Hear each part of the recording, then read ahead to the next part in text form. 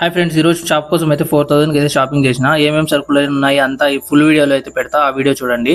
And ఈరోజు టమాటాలు అయితే అర్థం గ్రేట్ పడిపోయాయి, కింద ఎలా పడిపోయాయి అంతా ఈ వీడియోలో చెప్తా మీకు. సో మీ అందరికి తెలుసు కదా, మన ఛానల్లో 50 డేస్ లోపల 1000 సబ్స్క్రైబర్స్ అయితే కంప్లీట్ చేయాలనుకుంటున్నా. సో వీడియో నచ్చితే లైక్ చేయండి ఫ్రెండ్స్, అండ్ సబ్స్క్రైబ్ చేసుకోండి మన ఛానల్ని. సో ఫస్ట్ ఆఫ్ ఆల్ అంగడికి రాగానే లిస్ట్ అయితే రాసుకున్నా ఏమేమి కావాలి అని చెప్పేసి. తర్వాత 100 రూపీస్ పెట్రోల్ అయితే పట్టించుకున్నా.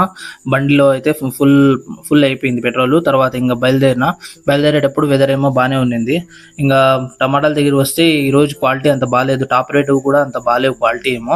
సో ఇంకా ఏదో ఒకటి కొనాలి కాబట్టి ఇవైతే నేను కొనుక్కొని ఇక్కడ బండిలో అయితే ప్యాక్ చేసిన. ఇది పొరులతో అయితే టైట్ కట్టిన తర్వాత ఇంకా ఇక్కడ వస్తే రైస్ ప్యాకెట్స్ అయిపోయినాయి అంగిల్లో. సో ఒక రైస్ ప్యాకెట్ అయితే తీసుకున్నా.